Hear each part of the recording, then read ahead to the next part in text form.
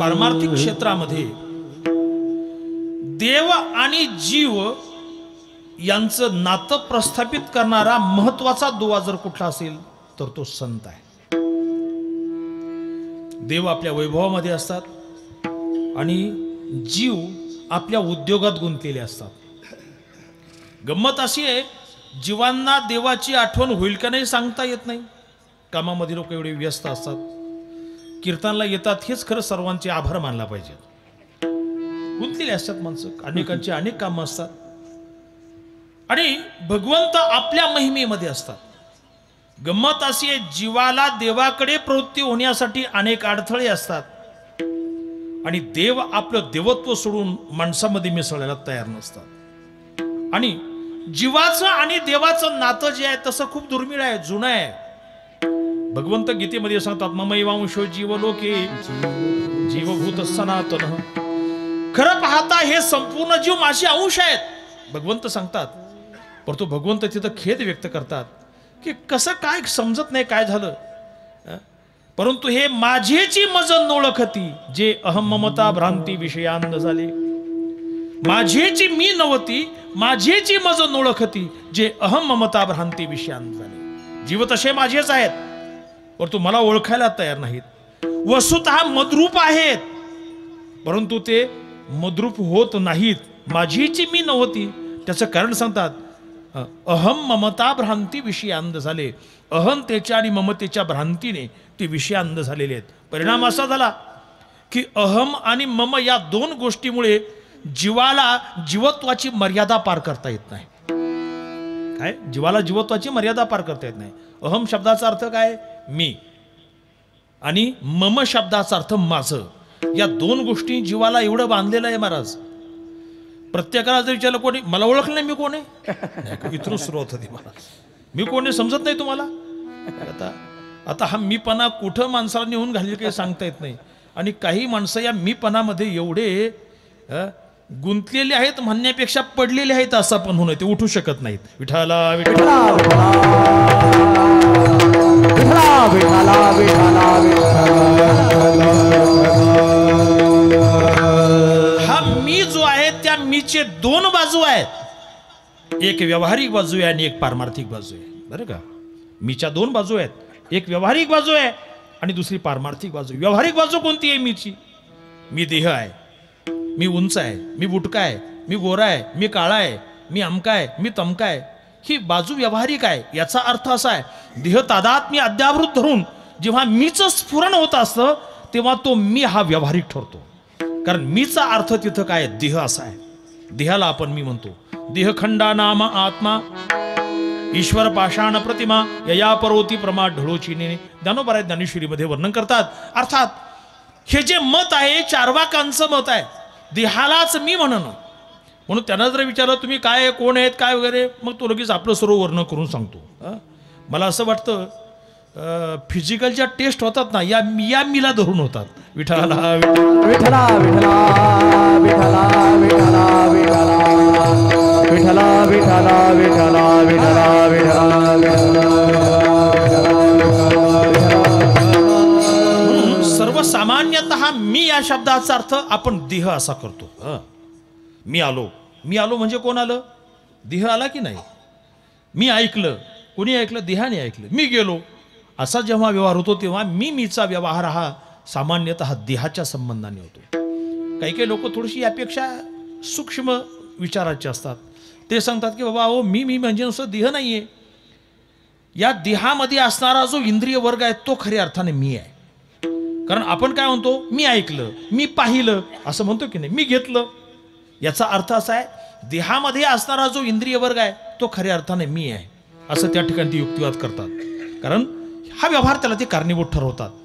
परंतु गंमत अशी आहे, मी पाहतो, मी ऐकतो या शब्दाचा अर्थ सुद्धा तसा शास्त्रीय दृष्ट्या चुकीचा ठरतो. कसा ठरतो, आता एखाद्या माणसाला कल्पना करा डोळेच नाहीत, मग डोळे नाहीत याचा अर्थ मग तो नाही का आहे. एखाद्या माणसाला ऐकू येत नाही, बहिरे असतात काही काही लोक, मग त्यांना ऐकू येत नाही, मग ते नाहीत का आहेत. एखाद्या माणसाला आणखी काही त्वगेंद्रिय नाही किंवा इतर इंद्रिय नाहीत, मग याचा अर्थ तो नाही असा नाहीये. याचा अर्थ गीतेमध्ये जे वर्णन केलेले इंद्रिय आहेत, श्रोत्र, चक्षु, त्वग, नाही का, रसना, घ्राण आदी जी इंद्रिय आहेत, ती इंद्रिय नाहीत म्हणजे तो नाही असं नाहीये. आता कल्पना करा, काही काहींना सर्दी होते, सर्दी झाल्यानंतर कुठलाच वास येत नाही त्यांना. एक मनुष्य आंबे घ्यायला गेला, आता आंब्याचा वास घ्यावा लागतो, नाही पिकली का नाही, कशी आहे काय वगैरे. त्या माणसाचे लाव म्हटले, आंब्याचा वास घेऊन पहा, नंबर 1चा हापूस आंबा आहे, देवगड हापूस आहे. तो म्हणतो वास येत नाही मला. वास येत नाही? किती दिवस झाले? म्हणजे 1 महिना झाला, सर्दीच अजून गेलेली नाही, आटली नाही. मग त्याला वास येत नाही म्हणजे तो नाही असं नाही. याचा अर्थ इंद्रिय कार्यरत नसतील किंवा इंद्रिय क्षीण झालेली असतील, याचा अर्थ तो नाही असं नाही. म्हणून इंद्रिय म्हणजे मी नाही.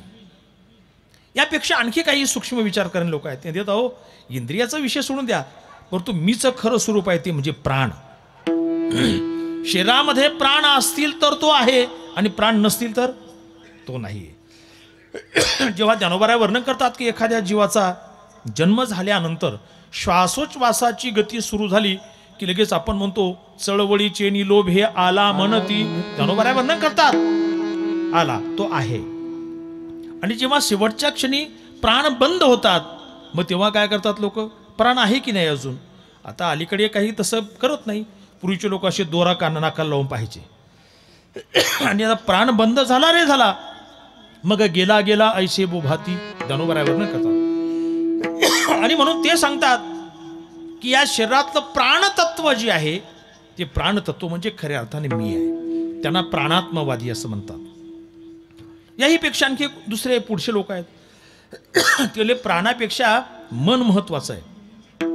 जे सूक्ष्म जीवामध्ये ज्याचा प्रामुख्याने अंतर्भाव होतो, म्हणून ते मन जे आहे ते मन खऱ्या अर्थाने मीचं स्वरूप आहे. आता आणखी सूक्ष्म सूक्ष्म चाललं बरं का. मन आहे म्हणून आपण आहे, मन जर नसेल तर मग आपण नाही. आणि म्हणून त्यांनी सांगितलं की मन हाच आत्मा आहे. त्याच्यापेक्षा आणखी पुढचा वर्ग निघाला. म्हटलं तुम्हाला कळत नाही, मन कशाचा मी आहे. मी खरा आहे तो म्हणजे बुद्धी आहे. म्हणून ज्ञानोबा सुद्धा वर्णन करतात, एरवी सर्वांच्या हृदयजीशी मी अमुका आहे ऐशी, जे बुद्धी स्फुरे अहर्निशी ते वस्तुगामी. ज्ञानोबांचा पुरावा त्यांनी दिला. हे घ्या मला पुरावा ज्ञानोबांचा. ती बुद्धी तत्व जे आहे ते मी आहे. आपण क्रमशः स्थूलतेकडून सूक्ष्मतेकडे गेलो. म्हणून स्थूलला या देहाला आत्मा मानणारे जे आहेत ते देहात्मवादी आहेत. इंद्रियांना आत्मा मानणारे इंद्रियात्मवादी आहेत. प्राणाला आत्मा मानणारे प्राणात्मवादी आहेत. मनाला आत्मा मानणारे मनात्मवादी आहेत. बुद्धीला आत्मा मानणारे ते बुद्ध्यात्मवादी आहेत. परंतु स्पष्ट निर्देश शास्त्राने असा दिलेला आहे की हे जे सर्व सांगितले हा आत्मा नाही, हे खऱ्या अर्थाने मी नाही. न त्वं देहो नेंद्रियाणी न प्राणो न मनो न धीः विकारित्वात् विनश्यत्वात् दृश्यत्वाच्च घटो यथा. त्या ठिकाणी सांगितले की बाबा तू देह नाही, प्राण नाही, इंद्रिय नाही, मन नाही, बुद्धी नाही, मग कोण आहे. यापेक्षा तू वेगळा आहे. हे का नाही, तिथं 2 हेतू सांगितले, विकारित्वात् विनश्यत्वात्. कारण हेतू हा पंचम्यंत असतो नेहमी. म्हणून या 2 हेतूंनी ही गोष्ट सिद्ध केलेली आहे की हे विकारी आणि विनाशी असल्यामुळं तू हे खरं नाहीये, तू यापेक्षा वेगळा आहे, तू यापेक्षा भिन्न आहे, की म्हणून यापेक्षा तू अतीत आहे. याहीपेक्षा या सर्वांच्या अस्तित्वाला आधारभूत असणारा, अधिष्ठानभूत असणारा असा जो चैतन्य रूप सच्चिदानंद रूप आहे तो तू आहे. विठाला विठाला विठाला विठाला विठाला विठाला विठाला विठाला विठाला. पारमार्थिकाचा बोध जो असतो, पारमार्थिकाचा बोध हा उच्च बोध असतो. उच्च बोध संपन्नता जी आहे ती त्यांच्या ठिकाणी असते. शंकराचार्यांनी हस्तामलकाला विचारलं की बाबा तू कोण आहे. कस्त्वं शिशो कस्य कुतोसी गंता किन्नामते त्वं कुत आगतोसी एतन्मयोक्तम वदचार्भकत्वं मत्प्रीतये प्रीति विवर्धनोसी. तू कोण आहे हे शिशो. त्वं कह कस्त्वं शिशो कस्य, तू कोणाचा आहे. कुतोसी गंता, तू कुठून आलेला आहे, तुला कुठं जायचं, असे काही शंकराचार्यांनी प्रश्न विचारले. तेव्हा तो मुलगा अतिशय विद्वत्ता प्रचूर शब्दाने शंकराचार्यांना उत्तर दिलं. नाहम मनुष्यो न च देव यक्षौ न ब्राह्मण क्षत्रिय वैश्य शूद्र न ब्रह्मचारी न गृही वनस्थो भिक्षुर्न चाहम निजबोध रूप. मी मनुष्य नाही, मी देव यक्ष नाही, मी ब्रह्मचर्यादी आश्रमाचा पायिक नाहीये, मी ब्राह्मणादी वर्णांचा पायी का नाहीये, मी कोण आहे, निजबोध रूप आहे. याचा अर्थ असा, तिथंही मी आहे आणि इथंही मी आहे. तो मी हा व्यावहारिक आहे आणि इकडचा मी आहे तो पारमार्थिक आहे. म्हणून कदाचित तुकोबरायांना कोणी विचारलं असेल, त्या प्रश्नाचं उत्तर देताना महाराज एका ठिकाणी खूप सुंदर सांगतात, मी वासुदेव तत्वता, मी वासुदेव तत्वता, कळो येईल विचारिता, कळो येईल विचारिता, आहे ठाव भाग्यवंता, आहे भाग्यवंता, आणि तुझ्या मागुता गा, तुझाने मागुता गा, आहे तुझ्या मागुता गा, तुझाने मागुता गा.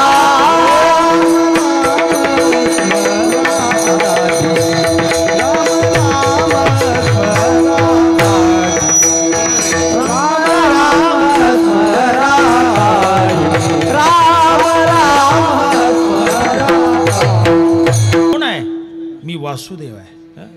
मला वाटतं त्यांना जर कोणी विचारलं असतं, ते जर तुकोबराय नसते, हं? बोधाच्या दृष्टीमोतोर का केले असे, मी तुकाराम महाराज देहूकर आहे, नाही का, असं त्यांनी उत्तर दिलं असतं. परंतु त्यांनी ते उत्तर देता महाराज सांगतात, मी वासुदेव तत्वता, मी वासुदेव आहे या शब्दाचा अर्थ मी परब्रह्म स्वरूप आहे. परंतु मोठी गंमत आहे, तिकडंही मी आहे आणि इकडेही मी आहे. हं? परमार्थामध्ये पण मी आहे, परंतु मीच्या स्फुरणाचा विषय भिन्न आहे. व्यवहारामध्ये मी आहे, मीच्या स्फुरणाचा विषय भिन्न आहे. मग दोन्हीकडे जर मी असेल तर दोन्हीही म्हणावं लागेल की नाही, अहमाध्यासात आहेत असं म्हणावं लागेल की नाही. तिथंही मी आहे आणि इकडेही मी आहे. शास्त्रामध्ये भ्रमाचे प्रकार आहेत. त्या भ्रमाच्या प्रकारामध्ये सांगतात, काही भ्रम हे सुसंगत असतात आणि काही भ्रम हे विसंगत असतात, किंवा काही संवादी असतात आणि काही विसंवादी असतात. आता समजा कल्पना करा, अशा दूर अंतरावर एखाद्या देवळीमध्ये दिवा ठेवला आणि एखाद्या देवळीमध्ये रत्न ठेवलेलं आहे. अंतर दूर आहे आणि त्यांना विचारलं, म्हटले याच्यामध्ये रत्न एक आहे आणि दिवा एक आहे, सांगा बरं कोणता रत्न आणि कोणता दोरा आहे, दिवा आहे. मग तो बरेचसे डोळे ताणून पाहतो, म्हटले हे पहा, इकडचा दिवा दिसतोय असं वाटते मला आणि इकडचं रत्न आहे असं वाटतंय, नाही का.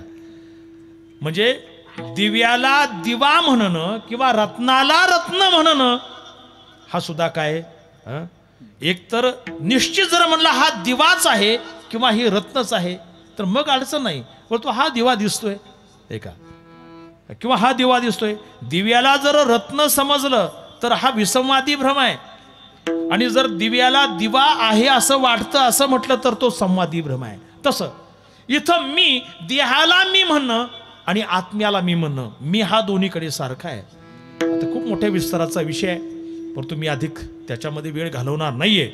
परंतु या ठिकाणी मुख्य गोष्ट अशी आहे, देहादिकाविषयी मी हे स्फुरण होणं हे मृत झालेल्या अविद्येचं जिवंत अविद्येचं कार्य आहे, आणि आत्म्याला मी म्हणणं हे मृत झालेल्या अर्थात मरूनभूत झालेल्या अविद्येचं कार्य आहे. बरोबर आहे ना. देहाला मी म्हणणं हे जिवंत अविद्येचं कार्य आहे आणि आत्म्याला मी म्हणणं हे मृत झालेल्या अविद्येचं कार्य आहे. मग आता याच्यामध्ये कोणतं कार्य बरं आहे, जिवंत अविद्येचं कार्य बरं आहे का मृत अविद्येचं कार्य बरं आहे? मृत झालेला, कोणतं बरं आहे? मृत झालेला. कोणतं आहे? जिवंतही नाही आणि मृतही नाही, दोन्ही चुकीचेच. विठाला विठाला विठला विठला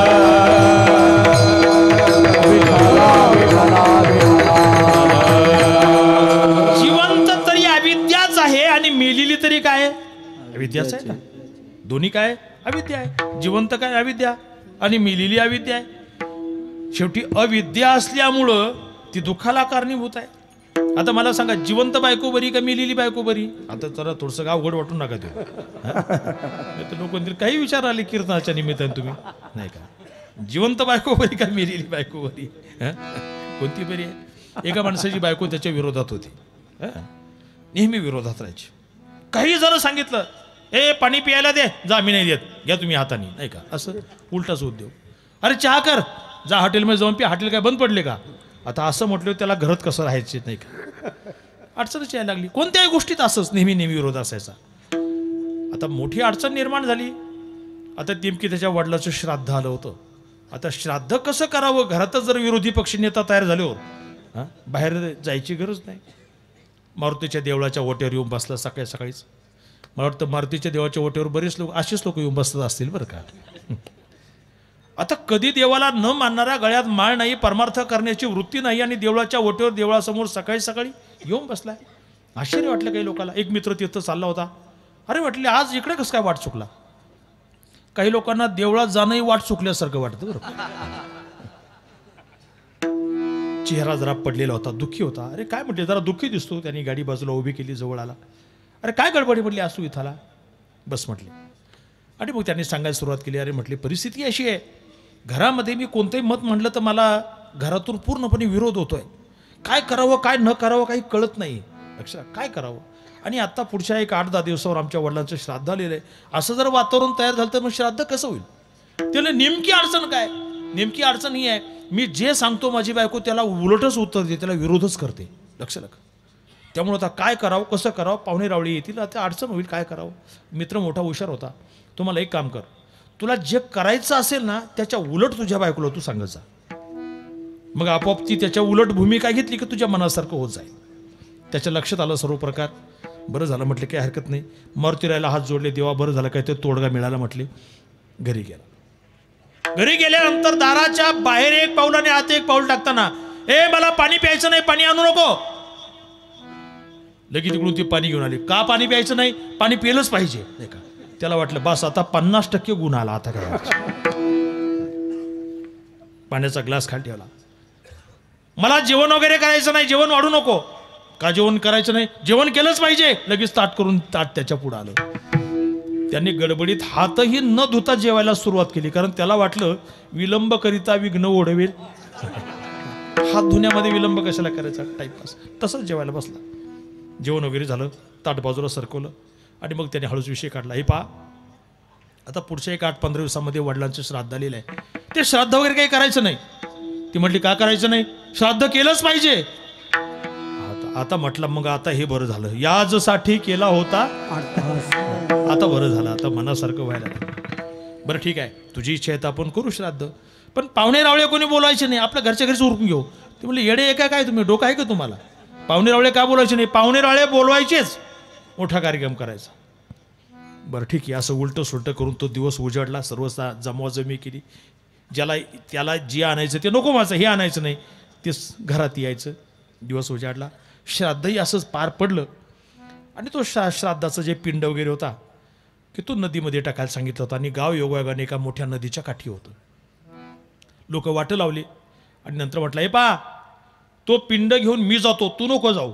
ती म्हटली मी का नाही, पिंड घेऊन मी जाणार, तुम्ही नाही म्हटले. आणि तिनं तो पिंड उचलला. पिंड नदीमध्ये टाकायचं नाही म्हटले, आपल्या उकेरडीच्या बाजूला ते टाकून म्हटले, नदी नाही म्हटले, मी नदीतच टाकणार म्हटले. निघाली नदीकडे. योगायोगाने पावसाळ्याचे दिवस होते. नदीला खूप पूर आलेला होता. आणि याने मग काही अंतर, रे तू नको जाऊ मी जातो, नाही नाही म्हटलं तुम्ही नाही मी जाणार, तू नको जाऊ मी जातो, नाही नाही तुम्ही नाही मी जाणार. असं कोणती पुढे हा मागे ही नदीपर्यंत गेले. यांनी शेवटी फरमान सोडले, पा तो पिंड पाण्यात टाकू नको, अलीकडे पात्रातच ठेवून म्हटले, वाळवंटात ते वाळूतच ठेवून दे आणि मागे फिर. नाही म्हटले वाळूत नाही, मी तो पिंड पाण्यात जाऊन टाकणार. तो म्हटला बरं ठीक आहे, जास्त खोल पाण्यात जाऊ नको, कमी पाण्यातच टाक म्हटले. ते म्हटले नाही नाही मी जास्त खोल पाण्यात जाऊन टाकणार. निघाली खोल पाण्यामध्ये. अरे जास्त पुढे जाऊ नको, बुडशील मरशील. ती म्हटली नाही मी जास्त पुढे जाणार, बुडणार आणि मरणार. खरोखर ती जास्त खोल पाण्यात गेली, बुडाली मेली, कटकट गेली. पण दुसऱ्याच दिवशी ती भूत होऊन आली महाराज. दुसऱ्या दिवशी भूत होऊन आली. आता जिवंत असताना उलट सुलट सांगून काम करता येत होतं, आता भूताला काय काम सांगता येणार रे महाराज. याला ते घरच नाही, गाव सोडून दुसरी कोणी निघून जावं लागलं. मग मला सांगा आता जिवंत बरी का मेलेली बरी, सिद्धांत विसरायला नको आपला. कोणती बरी आहे? माझा शब्दप्रयोग आहे, ज्ञानोबरायांचा शब्दप्रयोग आहे. जिती अविद्या तैसी अन्यथा बोधा ती गिवसी तेची यथाबोधीशी निमाली उठी. जिवंत अविद्या ही अयथार्थ बोधाला जन्म देते आणि मेलेली मरून भूत झालेली अविद्या ही यथार्थ बोधाला जन्म देते. याचा अर्थ देहाला मी म्हणणं हा जिवंत अविद्येचा कार्य असणारा बोध आहे, कार्यरूप बोध आहे. आणि मी ब्रह्म आहे, मी तत्व आहे, मी स्वरूप आहे असा जो बोध आहे तो मरून भूत झालेल्या अविद्येचं तो कार्य आहे, त्याचं तो द्योतक आहे. म्हणून एकंदरीत पाहता जिवंत अविद्या ही दुःखाला कारणीभूत आहे, बंधनाला कारणीभूत आहे. तशी मेलेली मरून भूत झालेली अविद्या ही सुद्धा बंधनाला कारणीभूत आहे. म्हणून एकंदरीत मी इकडेही दुःखाला कारणीभूत आहे आणि इकडेही बंधनाला कारणीभूत आहे. म्हणून एका ठिकाणी तुकोबाराया वर्णन करतात. तुका म्हणे अहम ब्रह्म आड येवो नेती भ्रम, आड येवो नेती भ्रम, आड येवो नेती भ्रम. तुका म्हणे अहम ब्रह्माड येवो नेती भ्रम, आड येवो नेती भ्रम, आड येवो नेती भ्रम. तुका म्हणे अहम ब्रह्म आड येवो नेती भ्रम, आड येवो नेती भ्रम, आड येवो नेती भ्रम.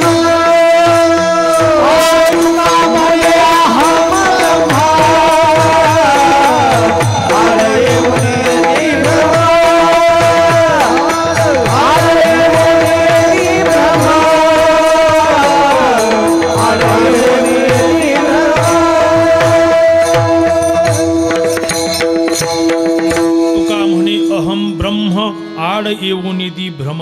मी ब्रह्म आहे असं म्हणणं सुद्धा भ्रम मूलक आहे असं तुकोबाराया वर्णन करतात. एकनाथ महाराज सुद्धा वर्णन करतात. मूळ श्लोक असा आहे, भ्रमेणाहम भ्रमेणत्वम भ्रमेणोपासका जनाः भ्रमेणेश्वर भावत्वम भ्रममूलमिदम जगत. तिथं एकनाथ महाराज वर्णन करतात, अहम आत्मा जे मी पण ते भ्रमाचे मूळ लक्षण. एकनाथ महाराज सांगतात अहम आत्मा हा सुद्धा एक भ्रम आहे. म्हणून एकंदरीत मी शब्दाचा अर्थ देहदृष्टीने व्यावहारिक अर्थाने घ्या किंवा आत्मदृष्टीने पारमार्थिक अर्थाने घ्या, दोन्ही गोष्टी भ्रममूलक असल्यामुळं अहम हा भ्रम देवापर्यंत जाऊ देत नाही. आणि दुसरा जो भ्रम आहे तो म्हणजे मम. मम हा सुद्धा भ्रम आहे. मम शब्दाचा अर्थ माझं. माझं काय आहे जगतामध्ये? माझं घर आहे, माझी गाडी आहे, माझा पैसा आहे, माझी बायको आहे, माझे पोरं आहेत. कोण आहे माझं? कोण आहे? मला असं वाटतं जगतामध्ये माझं कोणीच नाही. हे कधी कळतं? शेवटी कळतं बरं का, निघाल्यानंतर, की आपलं कोणी नाही, आपल्या एकट्याला जावं लागतंय. म्हणून सुभाषितकाराने खूप सुंदर वर्णन केलेलं आहे. धनानी भूमो पशवश्च गोष्टी दारा स्वगृहे जनस्मशाने देहश्चितायाम परलोक मार्गे कर्मानुगो गच्छती जीव एक. आपण कमावलेलं धन जमिनीवरच राहतं. धनानी भूमौ पशवश्च गोष्टे, पशु अर्थात गाई म्हशी बैल काय असतील ते गोठ्यातच राहतात. दारा स्वगृहे, आपली पत्नी घरामध्ये राहते. जनस्मशाने, आपली जी माणसं आहेत ती सर्व स्मशानापर्यंत येतात. देहश्चितायाम, देह जो आपण ज्याचं कोड कौतुक केलेले लाड केलेले आहेत तो देह फक्त चितेपर्यंत साथ देतो. तिथून पुढे जीवाला एकटं जावं लागतं. याचा अर्थ माझं कोणीच नाही. अंतकाळी हे सर्व निराळी राहती, हे अंतकाळी कळो येईल, एरवी कळत नाही ते. म्हणून मम जो अध्यास आहे तो ममाध्यासाने जीवाला बांधलेला आहे. एकंदरीत अहम आणि मम या दोन अध्यासामुळे जीव हा एवढा बांधलेला आहे.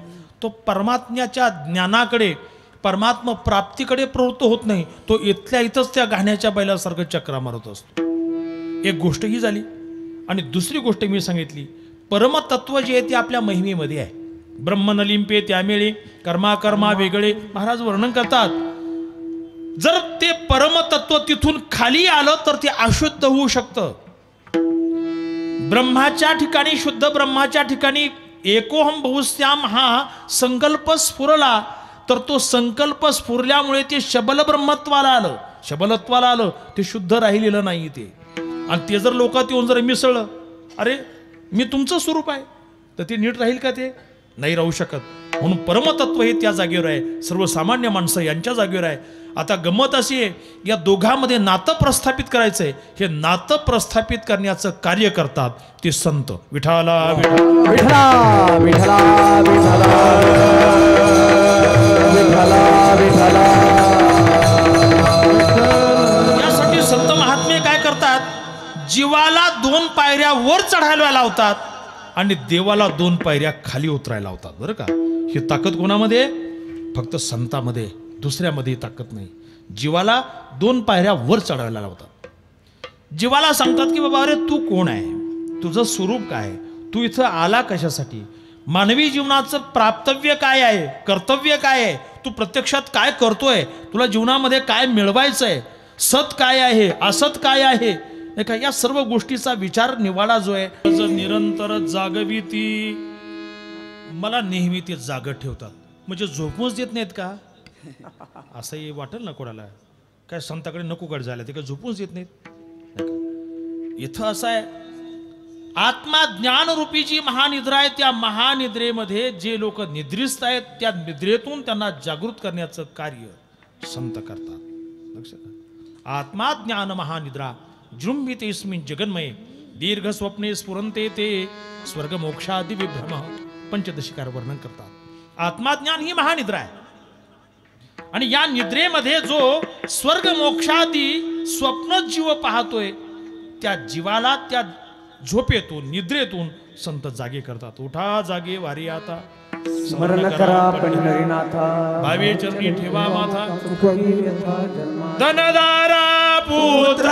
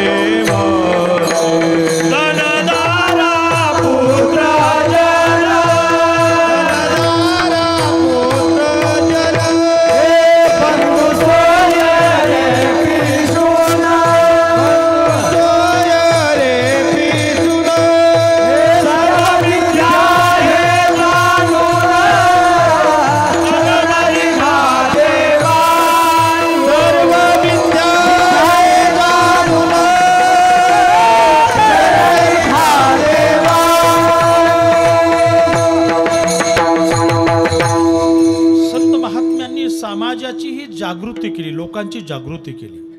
ही जागृती करत असताना त्यांनी आपलं संपूर्ण आयुष्य वाहून घेतलं. महाराज ज्यांच्या पुण्य महोत्सवाच्या निमित्ताने हा कार्यक्रम आहे, श्री संत वामनभाऊ महाराज असतील, खेड्यात अवतीर्ण झालेली, अशिक्षित समाज, समज कमी, परमार्थाचे संस्कार कमी, अशा अवस्थेमध्ये त्या लोकांना जागृत करण्याचं कार्य या संत महात्म्यांनी केलंय.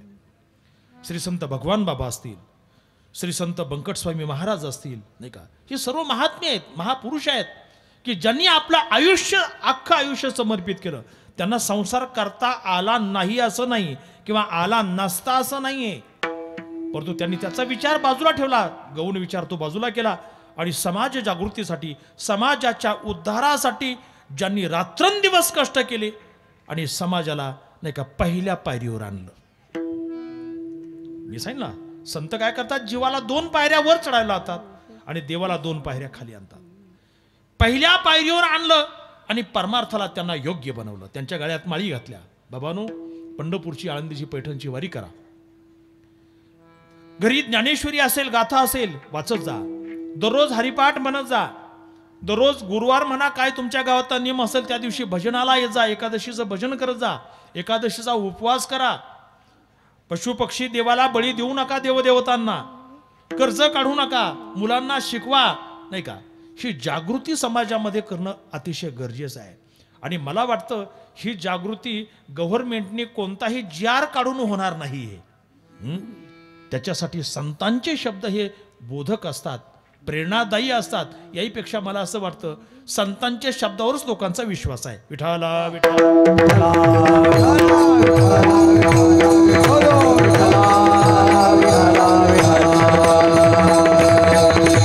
आणि मग तिथं वरच्या पायरीवर आल्यानंतर देवाचं महत्व सांगितलं. अरे बाबांनो, देव कोण आहे? या जगताचा नियंता आहे, जगताचा निर्माता आहे. एवढंच नाही, तो तुमच्याही हृदयामध्ये आहे. तुम्ही त्यांना ओळखा, देवाला जाणून घ्या, देवाची भक्ती करा. हे तिथं येऊन त्यांना ठिकाणी सर्व घटी राम देहा देही एका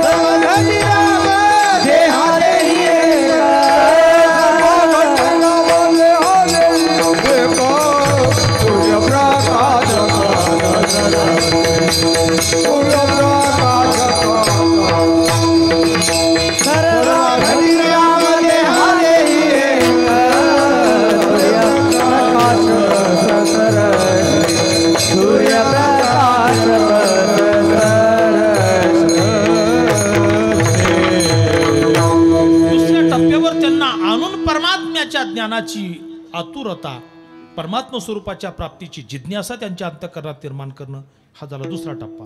आणि इकडे देवाच्या बाबतीमध्ये देव कसा आहे? देव निर्गुण निराकार आहे, अव्यक्त निराकार नाही आकार नाही का. तो परमात्मा अव्यक्त आहे, निराकार आहे, निर्गुण आहे. त्या परमात्म्याला त्या ठिकाणी पहिल्यांदा जर काय केलं असेल तर त्या परमात्म्याला सगुण केलं. पहिल्या टप्प्यात देवाला 2 टप्पे जे खाली आणलं ना, पहिल्या टप्प्यात त्या देवाला निर्गुण होता, त्याला सगुण केलं. ते देवा म्हटले, गुणात जर तुम्ही राहिले, निर्गुण जर तुम्ही राहिले तर लोकांना काय कळणार आहे? काहीतरी गुणात तर यायला पाहिजे की नाही. आणि मग त्या संतांच्या मुळे देव सगुण झाला. हे तुकोबाऱ्या संतात बरं का. अनिला ही रूपा बळे करोनी खळे हरिदास. संतांनी हरिदासांनी खळ केलं आणि त्या देवाला काय केलं? सगुण बनवलं. आला नावा रूपा तुका म्हणे झाला सोपा. तो नावा रूपाला सगुण झाला, परंतु आपल्या सिंहासनावर जो असा उभा राहिला नुसता पाहत, कोणाशी काही बोलायचं नाही, कोणाशी काही घ्यायचं नाही, द्यायचं नाही. आले दर्शनात तर ठीक आहे, नाही आले तर नाही आले, काही फरक पडत नाही. नाही का. तो देव आपल्या महिमेमध्ये उभा राहिला. देवा म्हटले, आता असं जर उभा राहिलं तर मग आता त्या भक्तांना काहीतरी देवाविषयी आत्मीयता तर वाटली पाहिजे की नाही. तुम्ही जर असे येऊन उभे राहिले तर तुम्हाला देव कोण म्हणणार आहे? तुम्हाला कोण ओळखणार आहे? मग देवाने विचार म्हटले, काय करायला पाहिजे? थोडंसं मिसळा ना लोकांमध्ये. जरा लोकांमध्ये जर तुम्ही मिसळले तर लोकांना तुमच्याविषयी आत्मीयता निर्माण होईल, आपुलकी निर्माण होईल. आणि हे जीव दुसरे कोणी नाहीत, हे तुमचंच स्वरूप आहेत. हे जर तुम्ही त्यांच्यात मिसळले तर त्यांना नाही का जवळीक वाटेल. ते स्वरूपाच्या ओळखीसाठी, तुमच्या ओळखीसाठी प्रयत्न करतील आणि खऱ्या अर्थाने ते त्यात यशस्वी होऊन त्यांचा उद्धार होईल, तुमचा अंश तुम्हाला मिळेल. देवाला वाटलं, म्हटलं हे बरं आहे. आणि मग देवाने त्याच्यामध्ये मिसळायला सुरुवात केली. भक्त समागमे सर्व भावे हरी, न सांगता करी सर्व काम, किंवा सर्व काम करी न सांगता. 2 पाठ आहेत. मग त्या परमात्म्याने मग त्या ठिकाणी भक्तांच्या घरी जायचं. मग आता कोणत्या कोणत्या भक्ताचे किती किती कामं केलेली आहेत. उंच नीच काही नेने भगवंत तिष्ठे भावभक्त देखून या. दासीपुत्र कन्या विदुराच्या बक्षी, दैत्या घरी रक्षे प्रल्हादाशी, चर्मरंगू लागे रोहिदासा संगी, सजन कसाया विकू लागे, मांस माळ्या सावते असं खुरकू लागे. आता मोठा अभंग, सर्वांच्या परिचयाचा अभंग आहे. आणि या प्रक्रियेमध्ये देव 2 पायऱ्या खाली आला आणि जीवाला 2 पायऱ्या वर नेलं. ही मध्यस्थी घडवून आणली आणि जीवाला देवाला एकरूप करण्याचा पराक्रम जर केला असेल तर तो संतांनी केला. विठाला विठला विठला विठला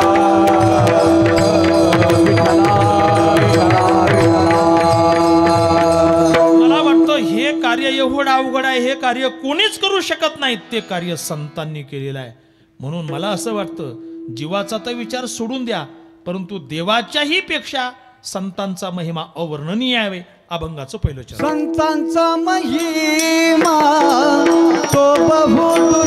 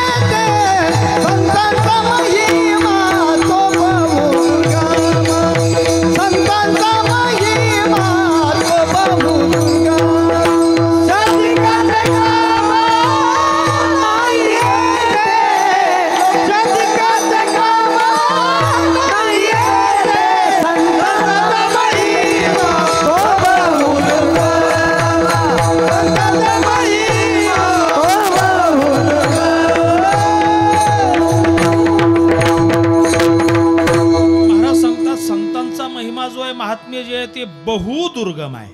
नुसतं दुर्गम म्हटलेलं नाही,